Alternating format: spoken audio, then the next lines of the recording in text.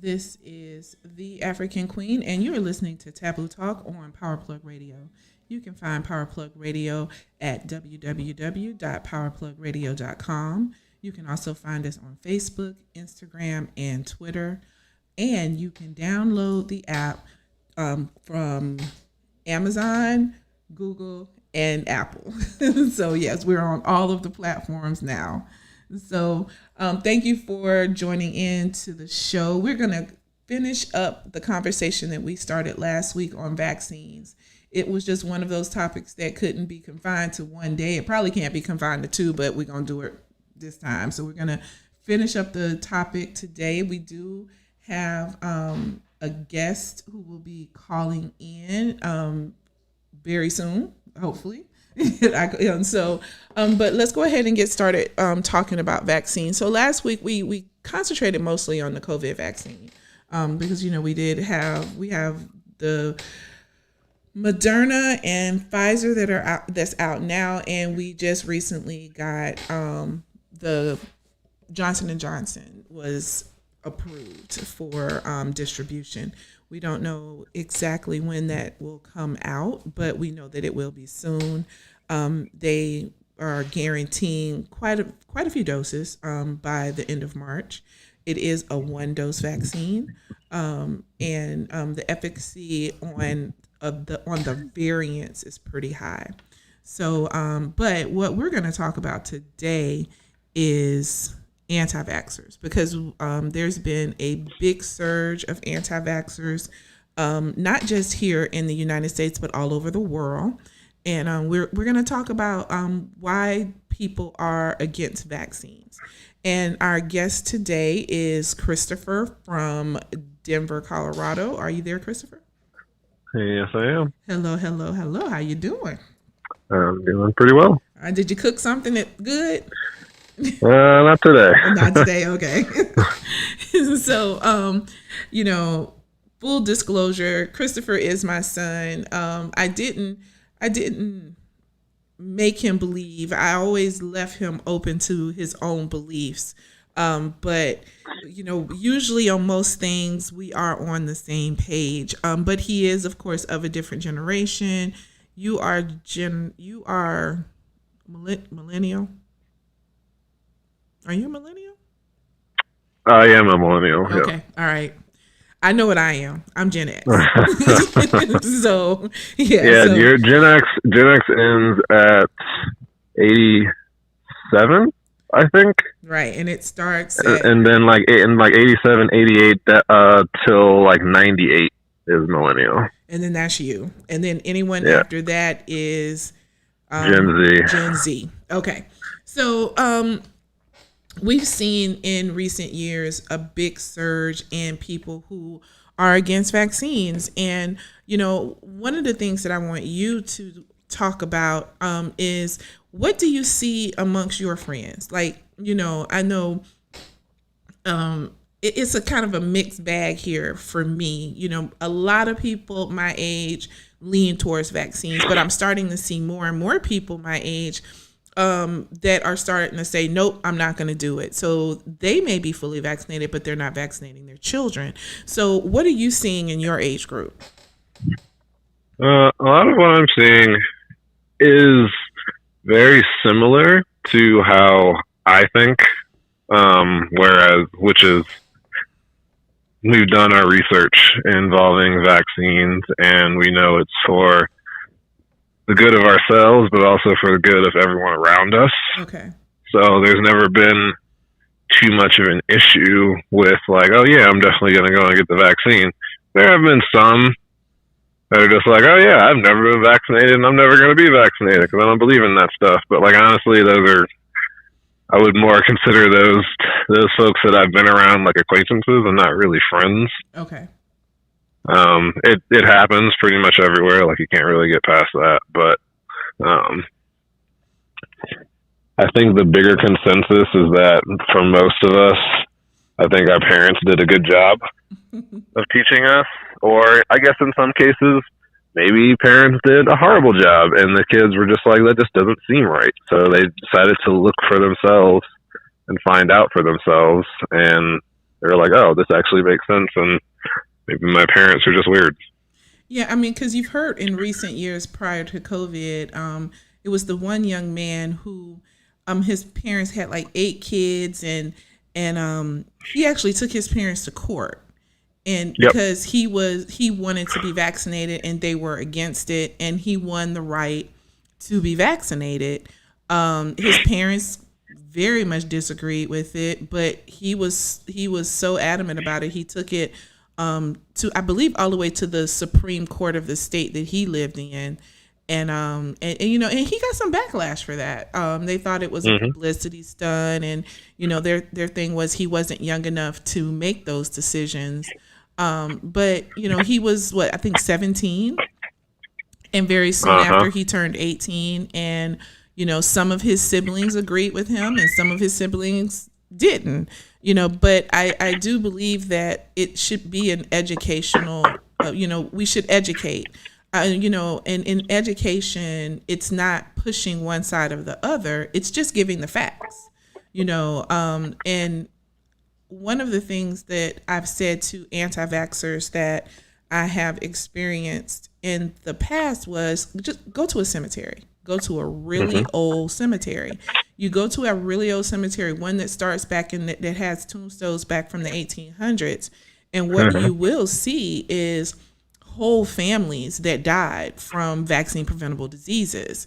And you would see very young children dying, sometimes just days and weeks after birth, because they unfortunately were born during a smallpox outbreak, or, you know, during a polio outbreak, or, you know, or the mother was unfortunately exposed to a vaccine preventable disease while she was pregnant, so the child didn't make it through. But what you notice is that as we have improved vaccines, and as vaccines came onto the market, we started to see those deaths decrease to the point now you very rarely can go to a cemetery and see, I mean, up until unfortunately COVID, you would see whole families that were wiped out in a matter of weeks, you know. And if not anything, that is proof that vaccines work. You know, of those people that you have come in contact with when it comes to vaccines and that they were against them, what were some of the reasons that you heard that they gave you that they were anti-vaccine? To be honest, out of any of the reasons that I heard, which honestly weren't many, because most were just either I didn't like elaborate or ask as to why they felt that way because of whatever, or I was at work or something like that. Okay. Or it was like it's so far out there, I can't really tell if you're being serious or if you're just like joking to get to like stop talking about this kind of thing. Because like out of one or two of the reasons that I had, it was kind of like the whole government conspiracy thing. Okay. I mean, I get that one. Like, yeah, they're trying to vaccinate us and like chip us and be able to tell where we are at all times. And it's like we've already talked about that before. It's like they already know where you're at all times. Like Right. you're not so important to the government that like they need to keep that many tabs on you. But even if you were, they already are. I mean, unless you're completely and totally living off the grid, they got tabs on you. And they probably got tabs on those people too. I'm just saying. Right. So, one of the things that I've come up is the biggest one is what's in the vaccines.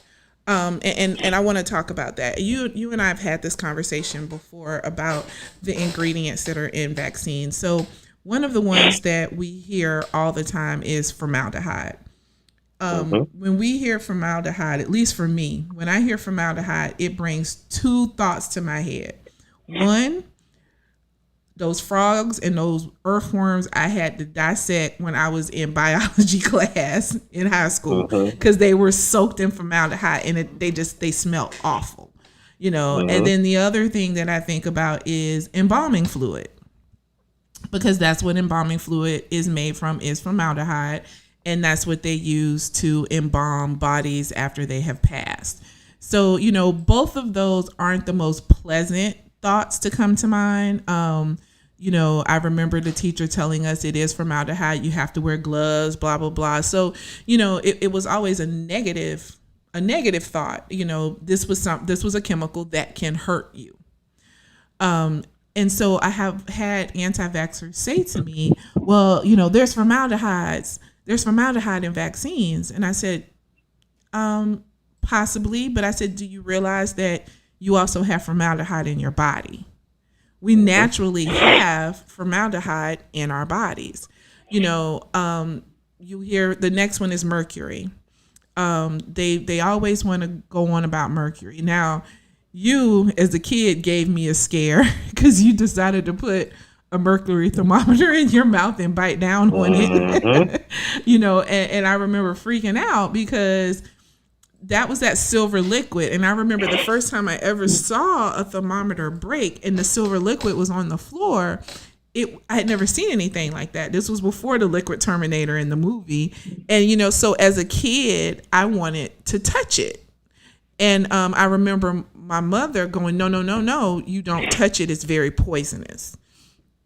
That was the reason why when you decided to bite down on that thermometer, it freaked me out, and I grabbed you by the throat and turned you upside down, because that was the first thing. Mercury is very, very poisonous. But we also have to realize that just like there are different types of alcohol, there's different types of mercury. And the mercury that was, and I use the word was because it is no longer used, especially in any vaccine that children are administered. The mercury that was in those vaccines was not the silver mercury that we were so afraid of as kids because we were told that it was so deadly and poisonous. It's a different type of mercury. And it is actually a mercury that is what we call water soluble, which means that it was used as a preservative for the vaccine. And once it got in your body, it passed through. It's kind of like taking a yellow B vitamin. And you take the vitamin and the B, that yellow color, passes straight through your system, and then all of a sudden you look in the toilet when you use the bathroom and it's like this bright yellow. It's water soluble. It just passes through your body. So it's the same thing with the mercury that was used in vaccines. It was not the silver mercury, and honestly, the silver mercury, the mercury that hurts people, is if you buy fish, you get so much silver mercury poisoning from the fish that much more than even the amounts of the non-poisonous mercury that was in a vaccine. But these are like little slight things that people don't know. And one of the reasons why we have so many people is because who are growing to be against vaccines is because of the internet. So the internet is good and the internet is bad. One of the good things is it puts stuff at our fingertips. But one of the bad things is that people don't know how to research. And so you will see a lot of people who go and they're afraid. So you're a brand new mom or a brand new dad and you want to research vaccines. Most likely they're going to type in the dangers of vaccines. And the minute you put in that keyword of danger, that is going to trigger most anti-vax sites. So the sites that will come up in your search is going to take you to negative places. And the anti-vaxxers know this. They do this on purpose. That is their MO. They plug in for their meta tags every possible dangerous, negative, scary word that you can think of around vaccines, so that when someone types those words, their websites are the sites that come up first, and then you just go down a rabbit hole. Pretty much like we see with these QAnon conspiracy theorists, and I bring that up because there was a very interesting article, and Christopher, I want to get your opinion on this one. The article basically compared modern anti-vaxxers to domestic terrorists. How do you we're gonna start just with that comment. How do you feel about that comparison, comparing modern anti-vaxxers to domestic terrorists? I think on some level it's an accurate comparison, simply because of, if we're talking about modern day domestic terrorists, especially like the people that we saw at the Capitol riots, for a very recent example, much of their thought process is pretty much the same. They're going to believe what they're going to believe, right? Whether it's true or not.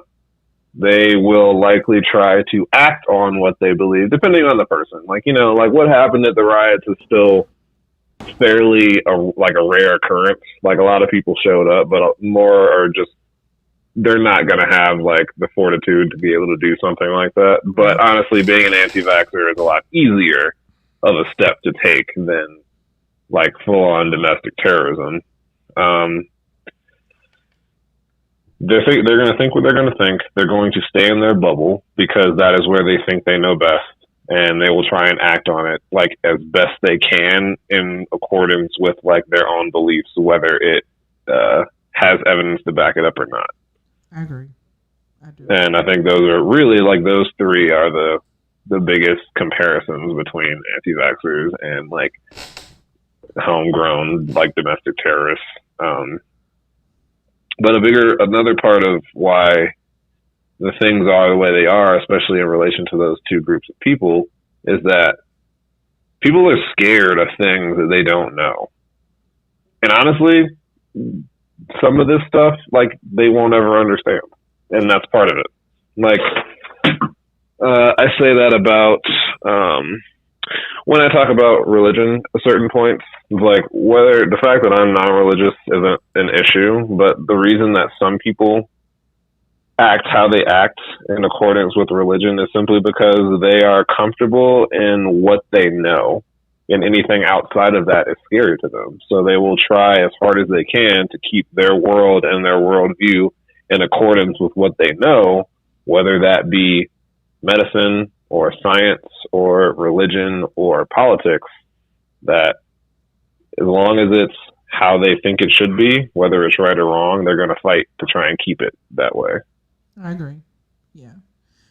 I know that many anti-vaxxers, people who are against vaccines, they're doing it because they want to do what's best for them. They want to do what's best for their children. And there is nothing wrong with that. I think everyone at some point or another, someone has criticized something about either their parenting or, how they talk to their children, how they raise their children, because, everyone's not going to agree. So you're doing this for the protection of your child. Great. I get that. But if that's the choice that you're making, the one issue that I have is, you make a choice, but your choice can then impact others. So it's like what I taught you growing up. There's consequences to your actions, whether the action was a positive action or a negative action, there will always be a consequence to that action. And so you, for instance, have a family who is anti-vax, and so they have not vaccinated their children, and they travel, and this is something that did really happen. They traveled to Europe, and they had their children with them, and so they came back, and a couple of days after they came back, the mom took the kids to a play date, a birthday party play date. Well, at this birthday party were, of course, because usually like-minded people stick together, were other people who were against vaccines, but there were also some people who were pro-vaccine, but one lady was pregnant, and one lady, her baby was too young to have been vaccinated for measles. So what happened was the family who went to Europe did not realize at that point that their children had been exposed to measles and were infectious. They had it. Then they go to a party and they end up infecting the people at the party. Now, the ones who were anti-vax, that was their choice. But for the woman who was pregnant and for the mother of the child who was too young to be vaccinated, you've now put your personal beliefs on them and put their children and put those people in danger. That's the part that I have a hard time with. If you choose not to vaccinate, that is your choice. But realize that your choice can then impact the lives and the livelihood of others. So go ahead. I have a question for you. You continue what you were saying, but I want to ask you a question once you're done. I was just going to say that, we have to find some type of balance. I do believe people have the right to choose. But if you choose to not vaccinate, then there has to be a consequence to your action. For those people who choose to vaccinate, the consequences to their action is they're able to go around people who are vaccinated and people who are not vaccinated because they're protected. The whole purpose of vaccination is to be protected, but not just to protect yourself. You're also protecting others, like that baby who was too young to be vaccinated, elderly, people who have compromised immune systems. I can keep going on with list of when a person gets vaccinated, it is a very unselfish act because you are not just getting vaccinated to protect yourself, you're getting vaccinated to protect the people around you. Where when you look at it as a choice of saying, I'm not going to vaccinate, but regardless if I'm infectious or not, I'm still going to be around people, that's coming from a very selfish place. But go ahead. Yep. You said you had a question. So it kind of ties into what you were saying before. So when it comes to vaccines, this is something that has been proven, like by science. This isn't speculation. Right. This is a real thing. Yes. And while I do believe in people having a choice, I don't necessarily consider this one. It's like, if you have, like, you can have a choice to do or not do something, but if you do not choose to do it, the possibility that you could hurt or maim or kill someone with that decision, I don't necessarily consider that a real decision that you should be able to make. But that's beside the point. It ties into what I was saying. If somebody decides to not get vaccinated, with like measles or whatever, if somebody didn't get vaccinated for measles, they got it, but they were only a carrier, and they gave it to X, Y, and Z down the line. Mm-hmm. And those people were then hospitalized, and maybe one of them died. Like, so say they gave measles to 3 people. all three of them ended up being hospitalized down the road, and one of these people died. Maybe it was a child. Do you think that because of their willingness to make that choice and not get vaccinated, because of the harm they caused, should they be held responsible for that? That has been that has been a heated topic for quite some time, because there have been cases where a parent made a decision not to vaccinate their child became infected, then in turn infected others, be it a child or an adult, who either ended up with permanent damage or loss of life, and they wanted to hold the original parent responsible. And it's been a couple of cases that have gone to court. It has not it's not been a case where it favored in the it never favored in the person who lost a loved one. The victim. Yeah, it never favored in the victim. And the reason, it wasn't because the argument wasn't good, but it's because of the way laws are written.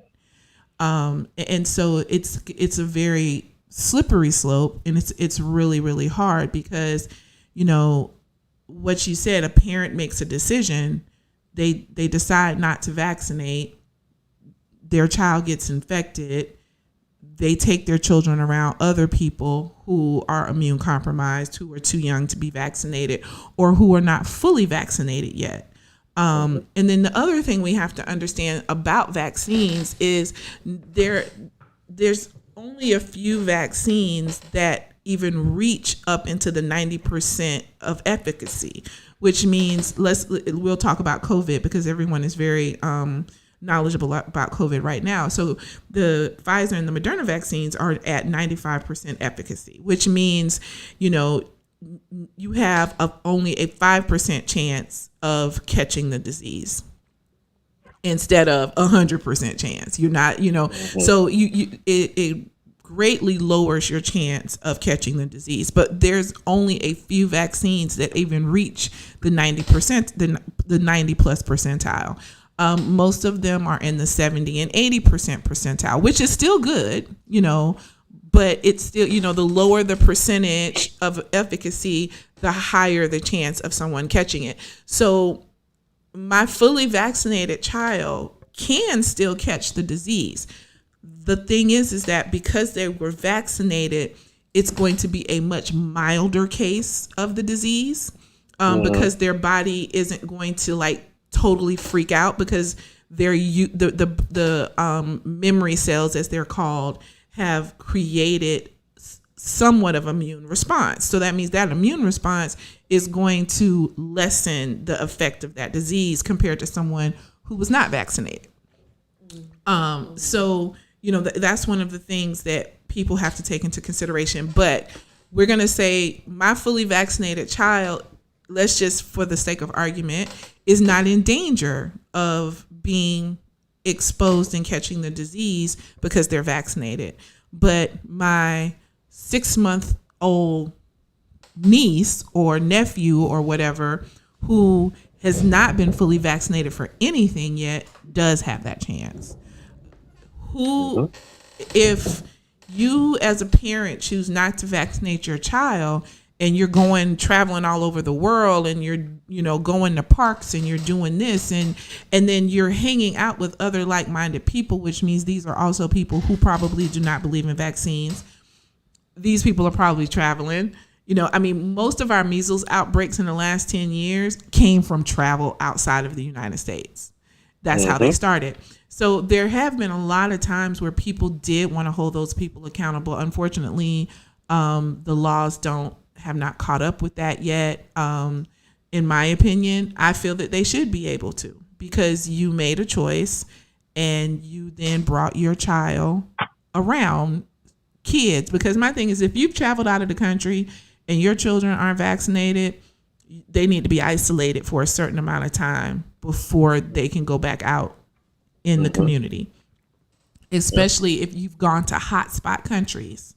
Because there are countries where certain diseases are are higher than in other countries. So, Right. you It know, just depends on how developed that said country is. And right. I mean, like the biggest thing that I ask people, I can't say I ask people that question a lot when it comes to vaccines, but usually whenever I talk about vaccines, which isn't all that often, I usually try and bring it up to see what people's answers would be, whether yes, they should be held accountable or no.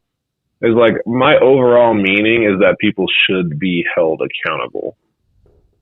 Because I think that's a large part of the reason why the anti-vaccine movement is as big as it is because honestly, at the end of the day, if they decide not to vaccinate themselves or their kids and something happens, like you said, because the laws aren't caught up, they really can't be held accountable for it. Right. And I think that's a big part of the reason why they advocate for it so much is because at the end of the day, they're probably not going to get in trouble for feeling this way, whether they hurt or kill somebody in the process or not. It's hard to hold people accountable when there's not much there to help you hold them accountable. You know, there's been stories. I've shared many stories. You know, there were times. Look, when I took you to get you vaccinated, it wasn't like I was sitting there happy because you were miserable because you had to get those shots. But, you know, yes, the shots hurt you. Yes, you cried. Yeah, you caught a fever for a little while and I gave you some Motrin and you were good. But I feel that small amount of discomfort that you had protected you later in life, you know, from other possible diseases. You know, even chickenpox, you know, your generation was the generation that saw the start of the chickenpox vaccine. There was no chickenpox vaccine when I was a kid. A lot of people think that chickenpox is harmless, but there are many people who die from chickenpox. They get encephalitis, brain swelling.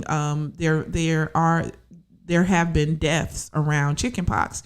Now, we don't hear about those deaths as much as we did back in the day.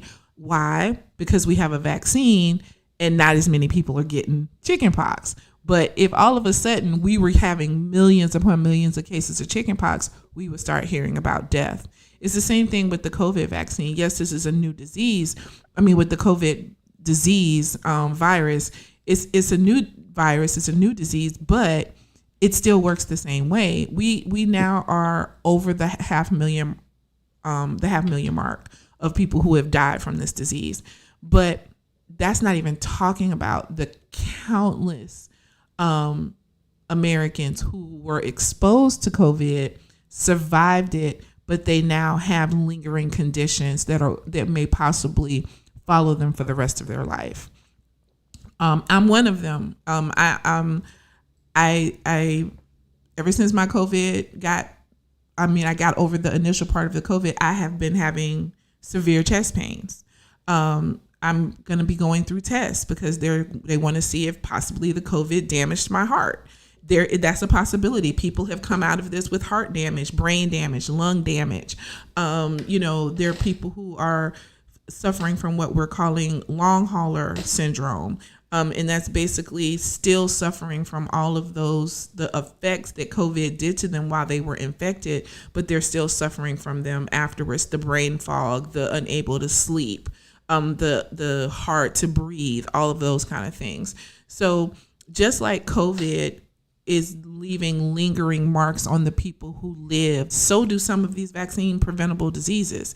And you're correct. There have been a few diseases that have been eradicated mainly because of vaccines. The main one for human beings is smallpox, and it was officially eradicated in 1980. For those of you who are listening, and go and look at your grandparents or your parents' arms, and you're going to see this circle up at the top of their arm, and that was their smallpox inoculation. My generation, I was born in 1970. My generation was one of the first that did not get that mark on our arms, and that's because by then the vaccines had started to help control the disease, and they didn't have to inoculate. And within 10 years after I was born, smallpox was gone. But smallpox has taken millions upon millions of people's lives over the 300 plus years that it existed. So we know the vaccine works, but you made a really good point. You said based on science. Here's the problem, and I want you to speak on this, Christopher. We have a large group of people who no longer believe in science. So if these people don't believe in science, then the scientifically based information that is being given to them means nothing. So, how do you feel about that? People are no longer putting faith in science, and how it's impacting not just the lives around vaccines, but honestly, our lives around everything, climate change. I mean, we could just, fossil fuels. I mean, we could just go on and on, but what's your opinion on the people who don't believe in science? I mean, honestly, like, my opinion isn't necessarily something that I can say on the air, but I'll try and tone it down a little bit so that it's a little bit more polite. It's at the highest point, it's extremely disappointing. Because it ties into what we were saying earlier about, because people don't understand it, right? They think that it's not real. Like, I don't really understand how this could happen, or like, it doesn't really make sense to me. So that's not real. Like, that doesn't make any sense. Like, I'm not gonna believe in that. And I don't really know where that disconnect happens. Like, even with vaccines, with renewable energy, with what's the other thing that I was thinking of? But any of that stuff, like, people don't want to seek out knowledge. Like, it's not even necessarily new knowledge. This stuff has been around for a while. Right. People just don't want to learn. Like, I can't really think of what mindset that I personally would have to be in where I see something and I'm not necessarily certain on how that works or what it is, and then I would just be like, that's fake. Like, I don't know how, like, what state I would have to be in for that to even cross my mind to think that it's fake just because I don't understand it. Okay. Like, unless it's something so incredulous to me, like, even then, I've looked at things and I was like, there's no way that's real. There's no way that's a real thing. But I don't say it and then do nothing after the fact. I, like, look it up and try and research whatever it is to see if it's real or if it isn't. Like, trying to get reputable sources that I find online, papers, blah, blah, blah, whatever. I don't just sit there and be like, no, that's fake, and then I go about my day. Like, just completely, like, cemented into the fact that because I don't think it's real, that's how it is. And one of the things that kills me is, especially with the rise of YouTube, if one more person says to me, well, I saw it on YouTube, and I'm like, YouTube is not a credible source whatsoever. No. We talked about the whole Bill Gates conspiracy before, and they're video forensic scientists who have dissected those videos. These people had nothing to lose nor gain from doing this. They just wanted to see, and most of the ones that were sent, they found had been altered. Which shows that the extent that people will go to get their beliefs proven, where with science, you don't have to go to any extent. You just put the science down there in front and the science proves it. But unfortunately, we got people who still believe the earth is flat, which shocks me that in 2021, I can actually say that there are people who believe that the earth is flat.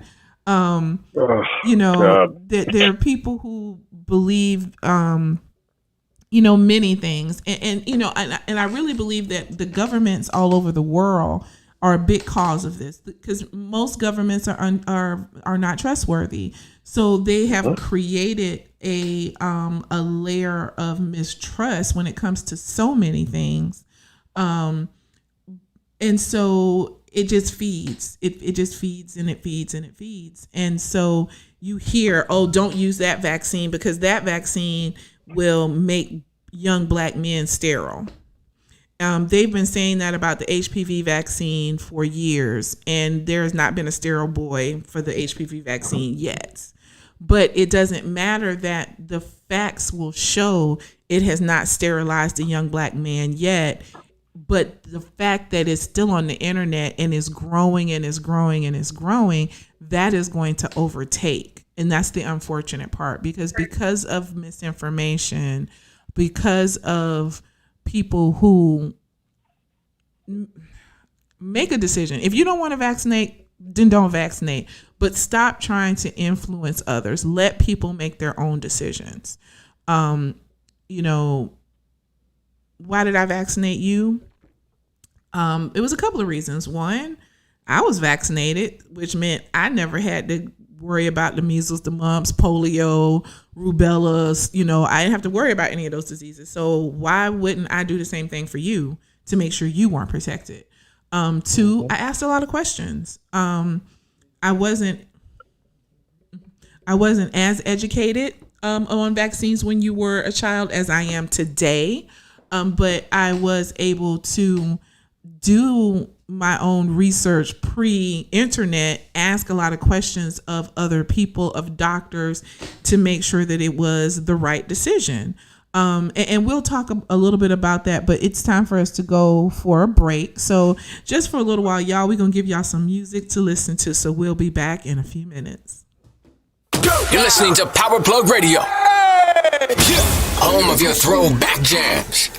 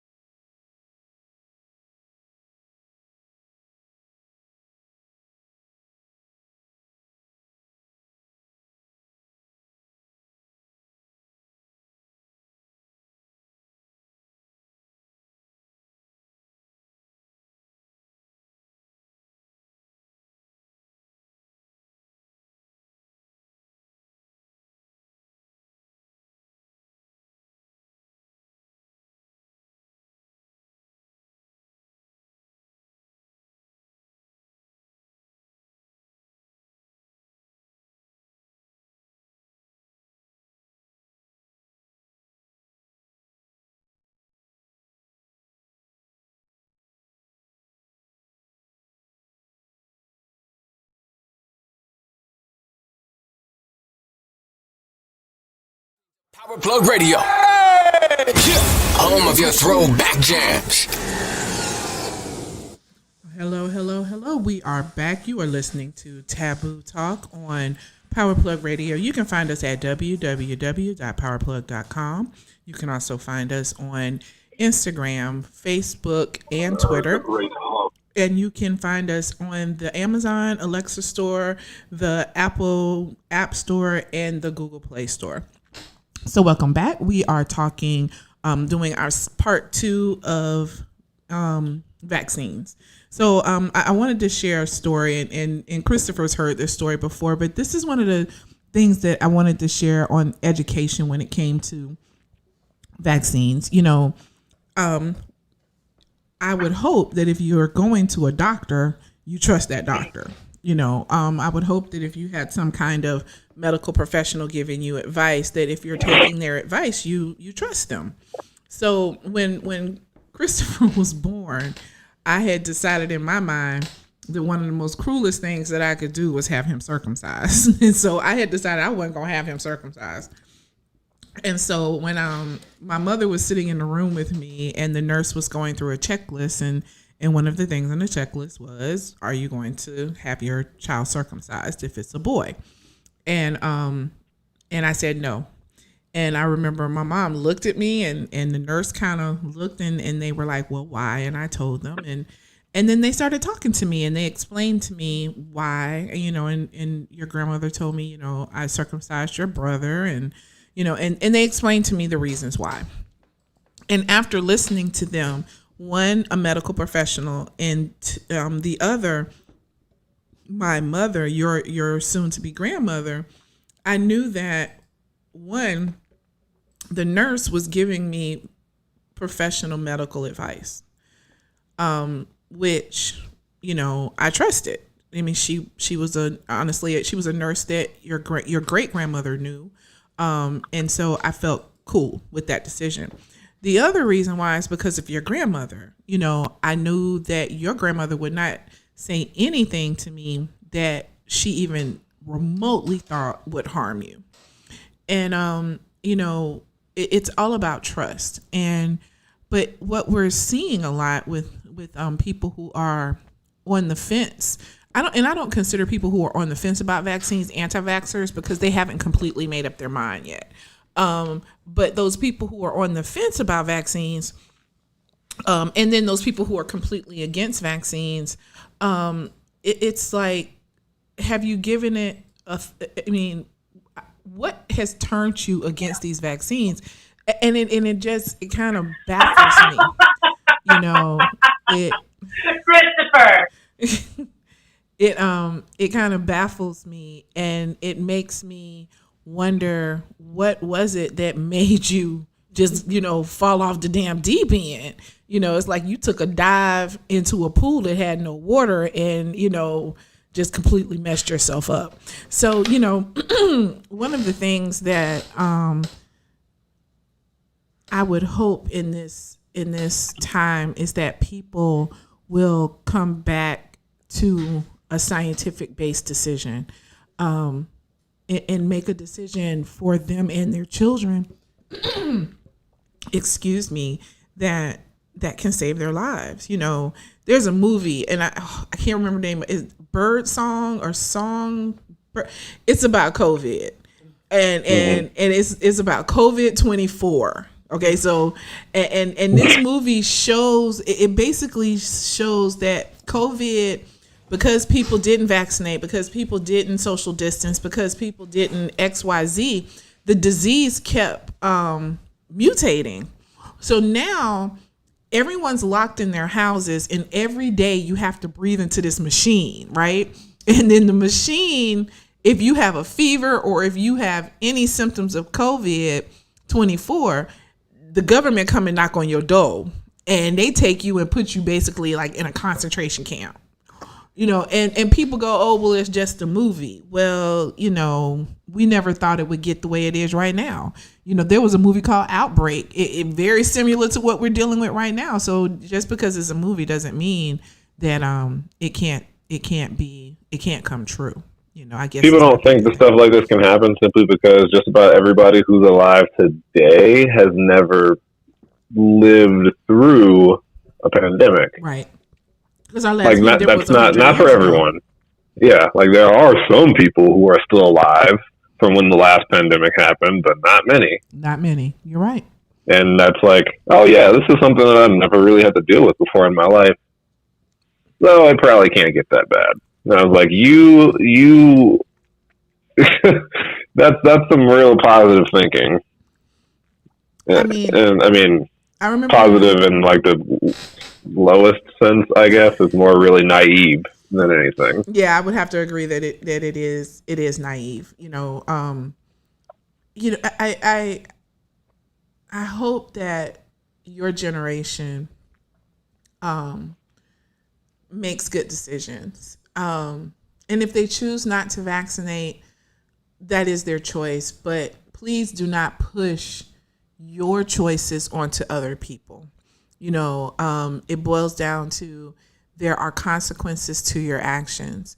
And we live in a society right now who people do not like to take consequences. They don't like to take on the consequences of their actions. They just don't. We live in a this is my bubble. I only care about what happens in my bubble. I don't care what happens in your bubble, even if what's happening in your bubble is a direct result of something that I did. That ain't none of my business. That it ain't. You stay out of my bubble. I'm gonna stay out of your bubble. Mm-hmm. And our generations have become very selfish. It's very selfish and very self-centered. But which is one reason why the United States has the highest death rate in the world for COVID-19. Is one of the reasons why we're starting to see the measles come back. The measles outbreaks that we've had over the past few years have been directly connected to anti-vax views, people who do not believe in vaccines, or people who go out and actually educate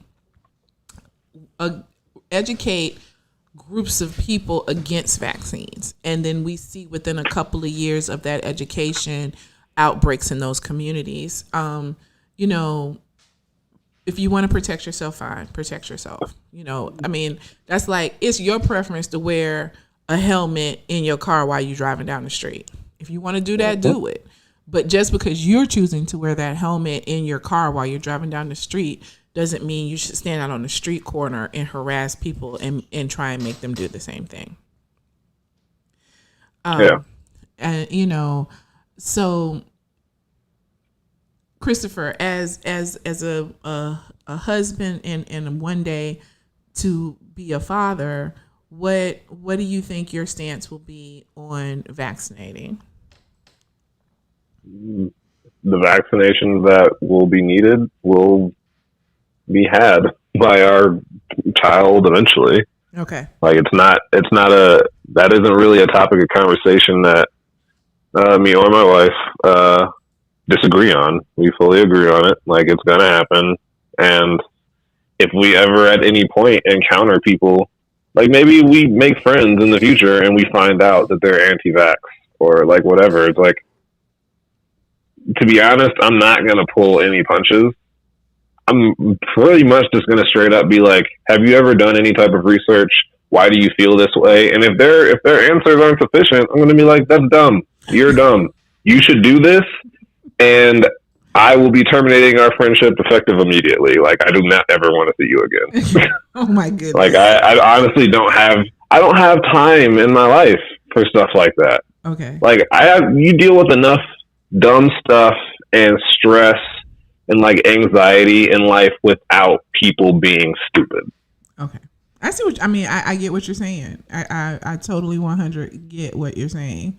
I'm at an age now where you're grown. My friends who have younger children, who do or do not vaccinate, it's not as much of a concern for me because it's not like I'm bringing my child around those people. What kills me though is how I will get people who are so against vaccines, but when there's a deadly flu outbreak or the hepatitis A outbreak that we had all of a sudden. And then, of course, when COVID happened, all of a sudden I'm getting phone calls like, so Andy, what should I do? You should do what I've been saying the whole damn time and get freaking vaccinated. You know, I mean, my stance has not changed any. And I wouldn't tell people to do anything that I have not done myself. You know, I am vaccinated for COVID-19. And I was a little wary in the beginning. I'll be very honest. And I had my reasons for my wariness. And it was mostly because, you know, in the field of vaccines were studied for, you know, 8 to 10 years before they were released to the public. People would get the vaccines, but those were always in controlled testing situations. So my concern was that this vaccine was coming out so quickly. Now, I did what I would hope other people would do. I did not go to YouTube. I did not go to Facebook. I didn't do anything. I went to periodicals. I talked to infectious disease doctors. I talked to medical professionals because I wanted a better understanding of the RNA-based vaccines. And once I did my research, I felt much more comfortable in getting the vaccine. And so I made that choice. I know that there are people who will go that scientific route and still choose not to do it. But you know what? I'm going to give them their kudos for going that scientific route and not going down the YouTube, Facebook rabbit hole. I'm just saying, you know, I know, as always, you know, our time always goes by so fast. And we're already at 8:59. And I know that this is a topic that we can talk about for on and on, and we may bring this topic back again. But I would like to say thank you to one of the best co-hosts that I have. And I think I'm going to take a little bit of credit for that because he is my child. So I want to say thank you, Christopher, because the one thing about you is I know that even if you don't agree with what I say, you're going to voice your opinion. And I want to say thank you for being my co-host tonight. It was great having you on the show. Do you have any last words before we go? Whether you agree or disagree with vaccines, I think the piece of advice that most people should take into consideration is that no matter how you feel on it, you should take into account how your choice might affect other people that are not you. Right. I agree. Thank you for that. That was a good way to end the show. And I want to say thank you to everyone who was listening. You are listening to Taboo Talk on Power Plug Radio. You're listening to Power Plug Radio, home of your throwback jams.